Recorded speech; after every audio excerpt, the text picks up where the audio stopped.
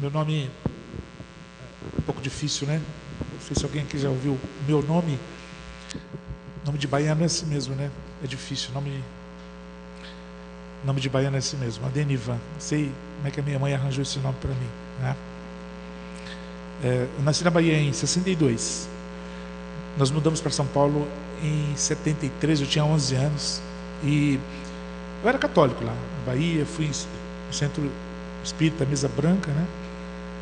Me converti em 1984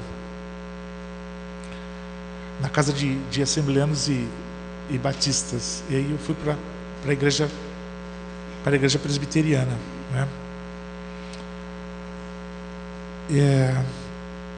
Fui ordenado pastor em 99, fui para o seminário JMC em 93, né? Estou muito feliz por estar aqui, convite do nosso irmão Robson. E eu quero dizer aos irmãos que o cego estava realmente perdido. O cego estava perdido. O cego é alguém perdido. E o cego estava numa escuridão interior. E ele disse que a pior escuridão é essa, a escuridão interior, né? E ele, na verdade, contou a história de alguém que se meteu, até mostrou ali, né? Que uma das piores coisas é quando o cego cai num buraco. Uma das piores coisas. Ele disse que também que cegueira, escuridão, cegueira e buraco são duas coisas que não se combinam, né? E eu quero compartilhar com os irmãos a história também de um homem perdido. A história de um homem perdido. A história de um homem destruído. A história de um homem reduzido a nada. A história de um homem que se tornou uma nulidade. Ele era judeu e se tornou uma nulidade. E eu quero que os irmãos abram suas Bíblias comigo no Evangelho de Lucas, capítulo 19. Evangelho de Lucas, capítulo 19. Bom, aí vocês logo de cara encontram o nome dele. Zaqueu, o nome dele. Publicano. E todos sabem o que é um publicano. O Império Romano tinha seus cobradores de impostos. E os judeus, alguns judeus estavam a serviço do Império Romano. Esses judeus que estavam a serviço do Império Romano eram os publicanos. Os publicanos faziam aquele serviço difícil.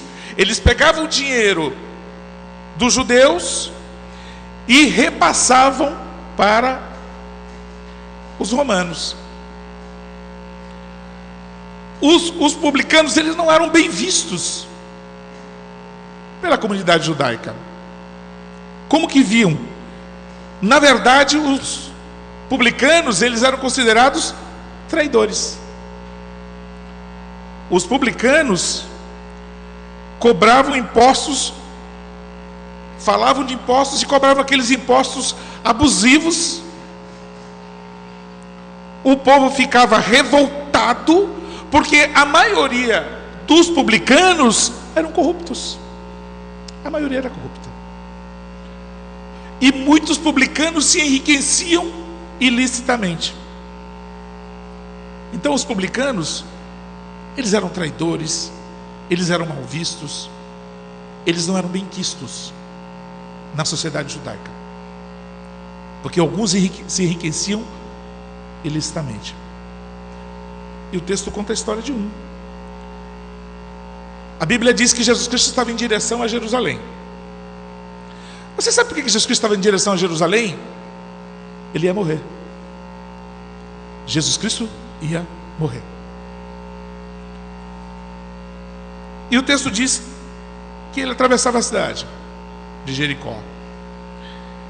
Eis que um homem, no verso 2 diz que eis que um homem chamado Zaqueu maioral dos publicanos e rico. Ele era o chefe, ele era o maioral. Então o que ele tinha? Riqueza. Ele era rico. Ele poderia dizer: eu sou rico, eu não preciso mais nada. Eu sou rico, eu tenho como sustentar a minha família, eu tenho como bancar as minhas contas, eu tenho como comprar um carro novo, eu posso comprar uma casa nova, eu tenho tudo o que eu quero, porque o dinheiro que eu pego ilicitamente me dá condições de ter uma vida boa. Mas existe algo importante na nossa vida e que nós precisamos atentar. Zaqueu tinha um vazio dentro dele. Zaqueu tinha um vazio. Sabe de que tamanho que era aquele vazio? Um vazio do tamanho de Deus. Zaqueu tinha um vazio do tamanho de Deus. Eu tinha esse vazio. Eu era uma pessoa vazia. Meu irmão caçula, quando nós morávamos no Embu das Artes, ele jogava futebol, ele jogava vôlei, ele jogava basquete no time do Embu, ele jogava muito bem. Meu irmão era excelente de vôlei, muito bom em basquete, futebol também. O meu irmão saía para jogar futebol, saía para jogar vôlei, saía para jogar basquete e voltava triste para casa. Meu irmão caçula hoje é diácono na igreja de Pinheiros. O meu irmão deitava na cama, na beliche, e vivia com a cara amarrada, com a cara feia. Meu irmão vivia, ele era alguém entristecido. Meu irmão não tinha alegria. O meu irmão não tinha alegria. Eu também passei por isso. Eu senti um vazio dentro de mim. O Espiritismo não preencheu o vazio que eu tinha dentro de mim. O basquete, meu irmão tinha muitos amigos, nada preenchia o vazio do meu irmão. Um dia ele foi ao acampamento e lá ele aceitou Jesus como Salvador da sua vida. Esse vazio que a gente tem dentro, a gente vai conseguindo aos poucos com a nossa vida. E sabe o que é pior? É quando um cristão, com o passar do tempo, vai se esvaziando. A vida cristã vai saindo pelos vãos dos dedos. Olha, quando nós não somos cristãos, nós apresentamos Jesus para as pessoas e as pessoas se convertem. O pior é quando um cristão vai levando uma vida vazia. Aqui está alguém do povo de Deus, um judeu vazio. Não tem coisa melhor, não tem coisa pior do que um cristão vazio. Vazio de espiritualidade, vazio de coisas boas. Meus irmãos, as igrejas estão cheias de pessoas vazias. Aqui está um homem vazio. Um homem que tinha riqueza, um homem que tinha status. Ele era maioral, a Bíblia diz aí que ele era maioral. Aqui está um homem rico, com posses, alguém bem visto pelos publicanos. Mas no belo dia, como o Rodrigo Cabral cantou, né? Ele quebrantado, ele sentiu a necessidade de Jesus, de algo diferente na vida dele,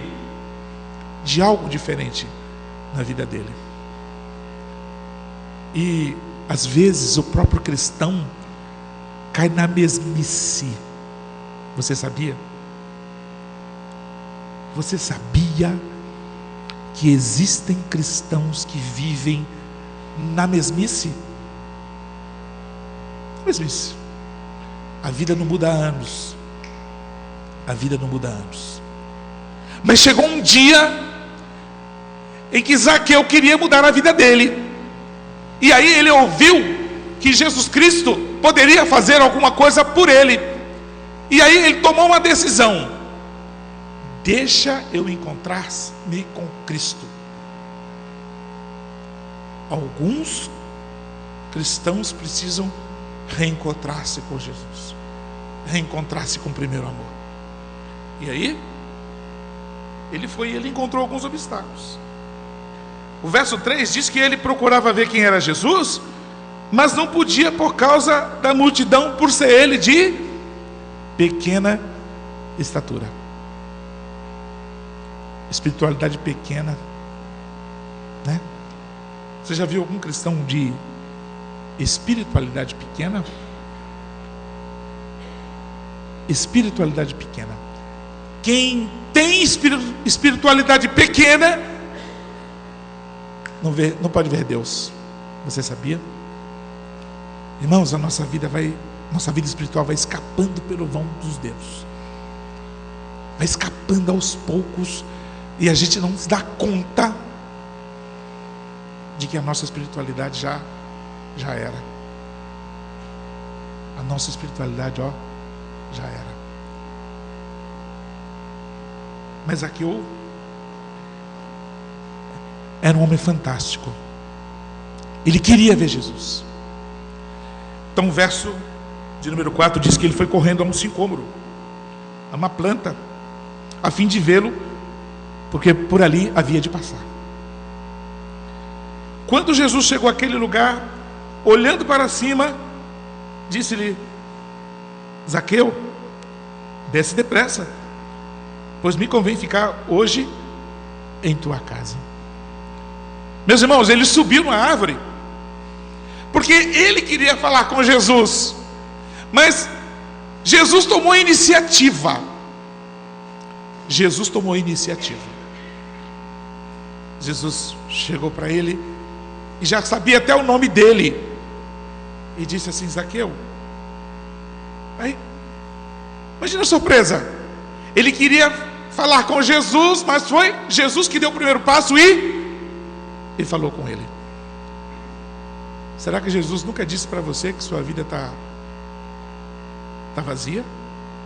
Será que Jesus nunca disse para você? Será que nenhum pregador veio aqui e disse? Será que numa aula de escola dominical, será que Deus não falou com você e disse: olha, precisa melhorar a sua vida espiritual?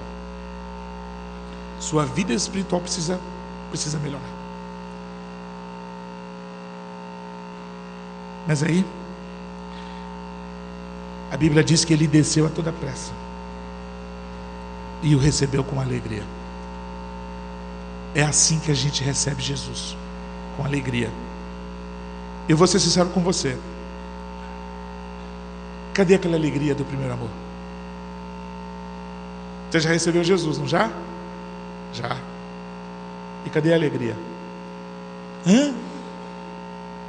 Onde está a alegria? Com o passar do tempo, a vida cristã vai se tornando um peso. Um peso. Vida cristã torna-se um peso. Tudo é peso dentro da igreja. Vir à igreja é peso. Tudo é peso. Dá dízimo? Peso. Irmãos, com o passar dos anos, a nossa vida cristã torna-se um peso para a nossa vida. E a gente nem se dá conta disso. Você já se deu conta? A gente podia fazer, sabe o quê? Pegar um termômetro. Pega o termômetro, dá uma sacudida, põe um medidor espiritual, um termômetro espiritual. Aí coloca no teu braço, embaixo do teu braço. E aí tira, né? Você sacode, põe lá embaixo do braço e tira. Meu Deus, está 40, 50. Nossa, que maravilha a minha vida espiritual. Aí sacode de novo, põe lá. Aí, nossa, mas eu acho que esse termômetro espiritual está quebrado, hein? Nossa, gente, desceu aqui, ó. Puxa, nem enxergo mais aquela parte vermelha. É assim a nossa vida. Só que a gente não admite, né? Alguém aqui está disposto hoje a admitir e dizer assim: pastor, minha vida está um fracasso. Sabe por que você não diz isso? Porque você tem uma máscara. O que as pessoas não vão pensar de você? que as pessoas vão pensar de você? Nossa, mas eu sou cristão há muito tempo. Para minha família. Para minha família. Nós estamos estudando na escola dominical um livro do James Montgomery Boyce, que fala sobre o discipulado, sobre o discípulo. E ele disse uma coisa interessante. Ele disse que o A.W. Tozer, em seu livro A Procura de Deus, ele diz que Jesus Cristo nos livra de 4 jugos, né? O jugo do orgulho, o jugo do fingimento, o jugo da artificialidade e o jugo da luta interior. Você já viu esse jugo da artificialidade, do fingimento? Gente que demonstra espiritualidade fantástica, né? Fantástica a espiritualidade dele.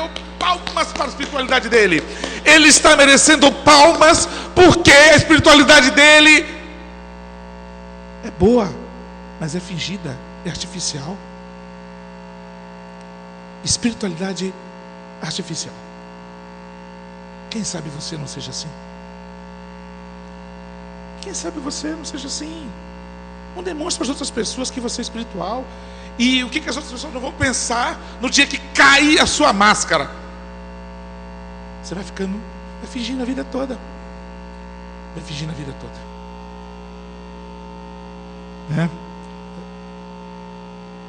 Zaqueu recebeu Jesus Cristo com alegria. Sabe quando você recebeu Jesus Cristo com alegria? Quando? Faz tanto tempo, né? Faz tanto tempo. Faz muito tempo. Irmãos, todos murmuravam,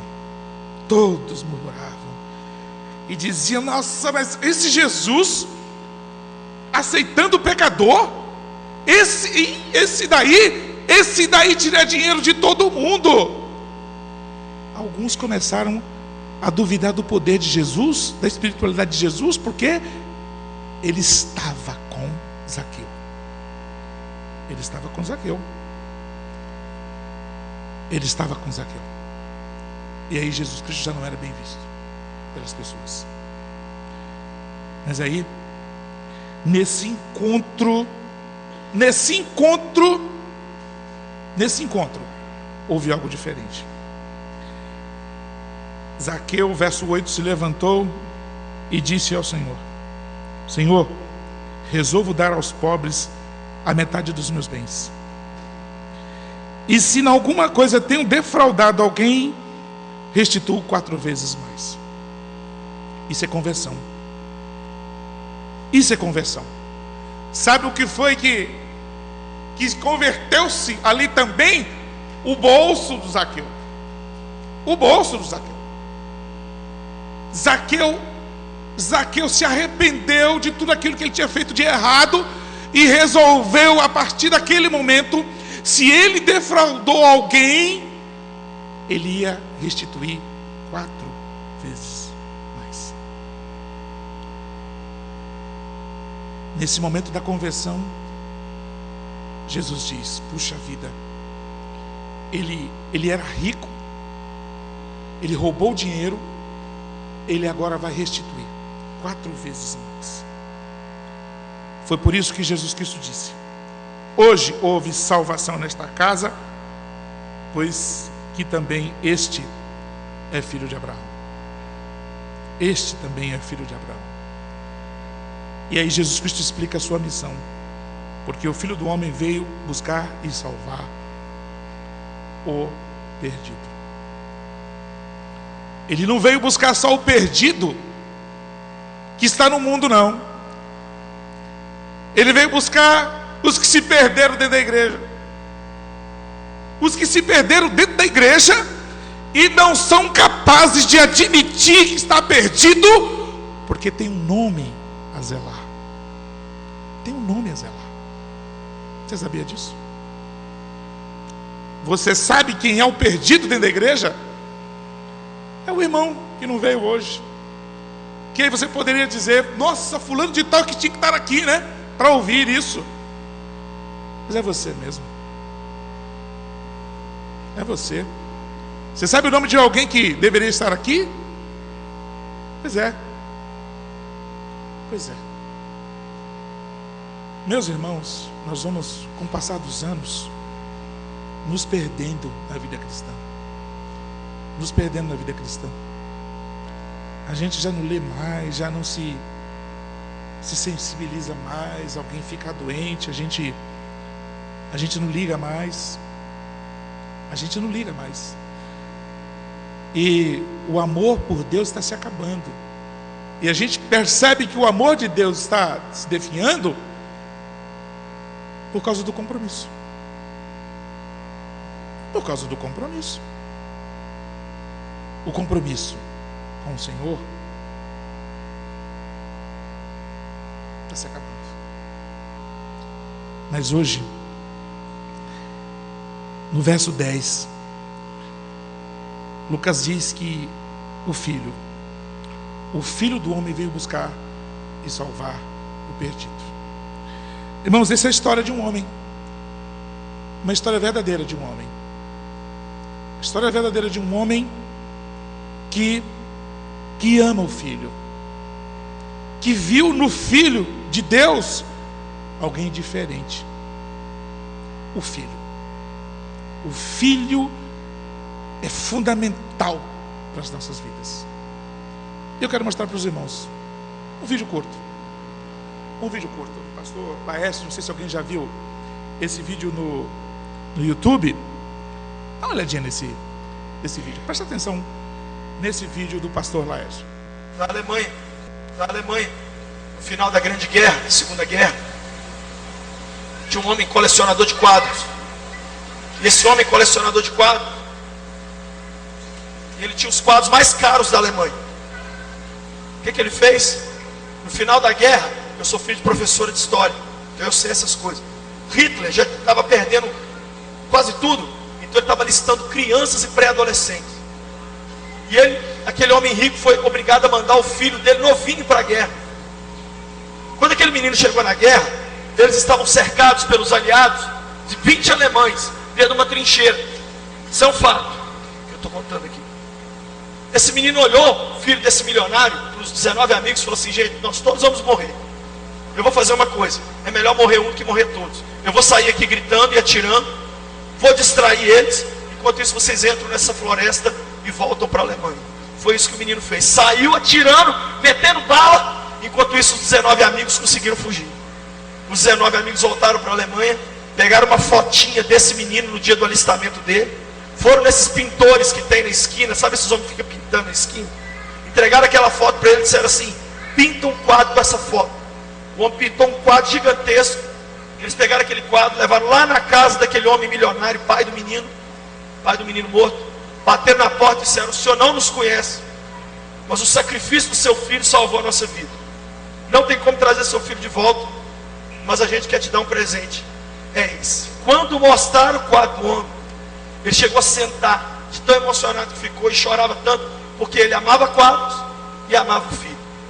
Ele tirou o quadro mais valioso que ele tinha na sala, e no lugar daquele quadro ele colocou aquele outro quadro, e ele deu o nome para aquele quadro de O Filho. E todo dia à tarde ele ficava sentado olhando para aquele quadro e chorando. Os anos se passaram, aquele homem morreu, e aí ele deixou um testamento: eu quero que todos os meus quadros sejam leiloados, e o dinheiro dado para o governo da Alemanha, para reconstruir o meu país destruído.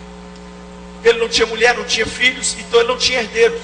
Ele deixou a herança para o governo da Alemanha.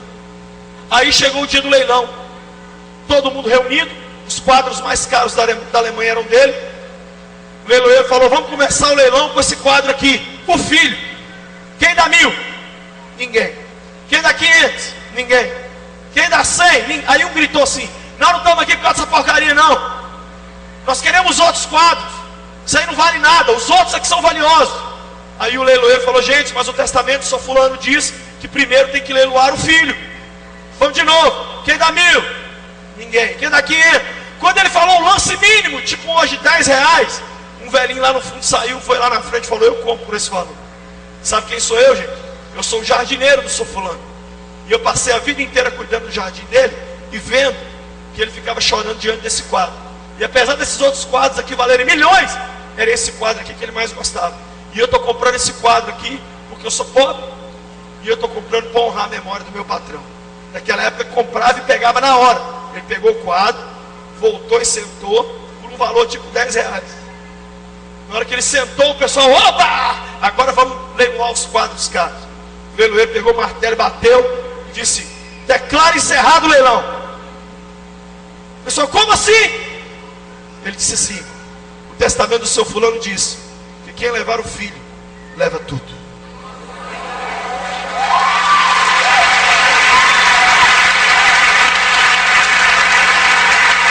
Olha para mim.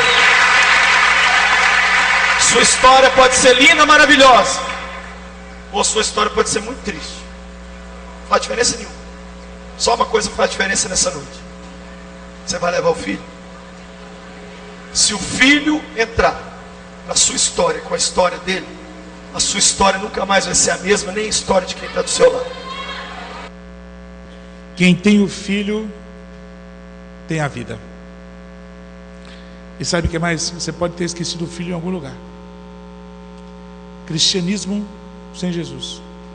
Você já imaginou alguém vivendo um cristianismo sem cruz? Um cristianismo sem Jesus? A gente esqueceu Jesus em algum lugar.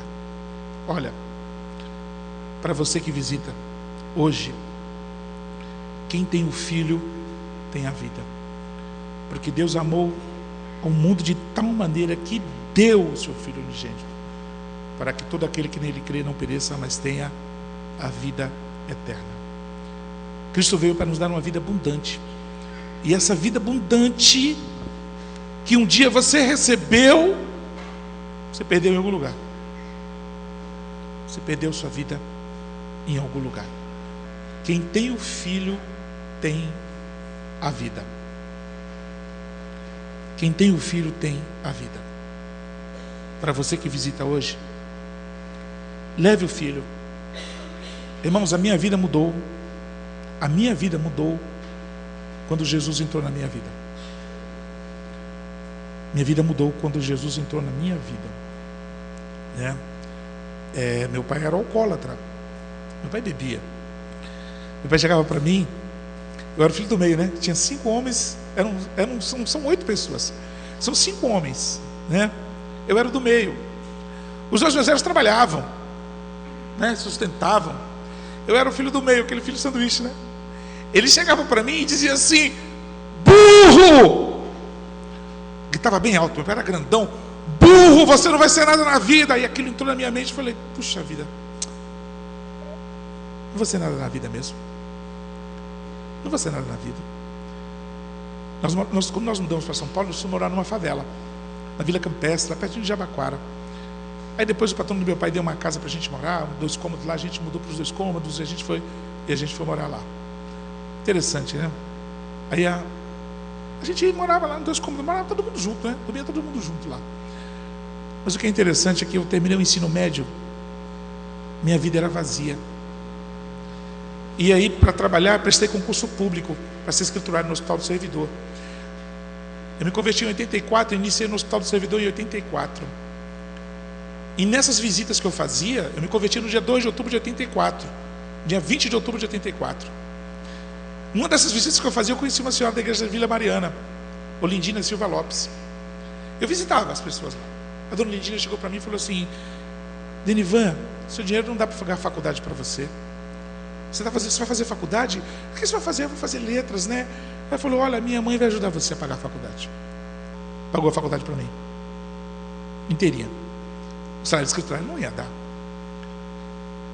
E foi na faculdade que eu conheci minha esposa. Quando eu olho para a minha vida e comparo com a vida dos meus irmãos, aquele que era burro, que não ia nada, aquilo entrou na minha mente, aquele negócio de ser burro, de que não prestava nada, entrou na minha mente, virou um complexo terrível. Mas Cristo mudou. Irmãos, Cristo muda a vida. Cristo muda, transforma. Cristo muda a vida. Ele pode mudar a sua, como mudou a minha. Ele pode mudar. Porque o hino que nós cantamos, né? Rodrigo Cabral disse o hino, né? Poder para salvar. Isso ele tem. Ele tem poder para salvar. Se a sua vida caiu na mesmice, Ele pode melhorar. Só Ele pode. Só Ele pode mudar a vida. E por que você não diz isso para Ele hoje? Eu não gosto de chamar à frente, sabe por quê? Porque as pessoas se constrangem. As pessoas ficam constrangidas de vir à frente. Dizem que quem tem vergonha não envergonha os outros, né? Mas hoje, onde você está aí, você pode fazer isso. Você pode dizer que você precisa de Jesus. Eu quero mais de Deus, né? Deus é assim, quanto mais de Deus você tem, mais você tem que querer. Quanto mais do Espírito Santo você tem, mais você tem que ter. Você tem que querer. Hoje, a Bíblia diz aqui, né? Hoje chegou salvação a esta casa. É o que ele diz no verso 9. Hoje houve salvação nesta casa, pois que também este é filho de Abraão. Você é filho de Abraão, porque você tem fé. E Deus não quer que um filho de Abraão viva perdido dentro da própria igreja. Vamos colocar em pé?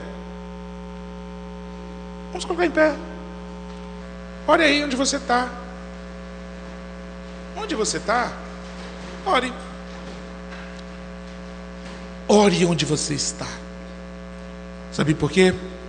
Porque a Bíblia diz que o Espírito, nós não sabemos orar como convém, mas o que faz? O Espírito Santo Ele mesmo nos ensina a orar, porque a Bíblia diz que nós não sabemos orar como convém. Nós não sabemos orar como convém. E Deus conhece todas as coisas. Ele conhece o seu coração nesta noite. Vamos orar? Vamos curvar os nossos olhos e orarmos ao Senhor. Senhor, essa história de Zaqueu é uma história verdadeira. E cremos que é uma história verdadeira, porque a tua palavra assim o diz. Mas, Senhor, quantos perdidos? Quantas pessoas que nunca tiveram um encontro real e verdadeiro com Jesus? Senhor, muitos são criados dentro da igreja, usam a fé dos pais para se batizarem, mas nunca se encontraram com Cristo. Os pais se encontraram com Cristo, ele não. Senhor, ouve a oração dos perdidos nesta noite. Ouve a oração do teu povo nesta noite. Quebranta corações, Senhor. Quebranta corações. O Senhor que gentilmente nos atrai, quebranta os corações nesta noite. Corações perdidos, corações vazios, corações que precisam ser preenchidos com o teu Espírito Santo. Preenche os espaços vazios nesta noite, Senhor. Nós oramos para que tu convertas almas nesta noite, que tu transforme vidas. Tu és o Deus que pode transformar, que tem poder para transformar e revitalizar. Senhor, nesta noite, revitaliza a tua igreja para a tua honra e glória. Revitaliza o teu povo.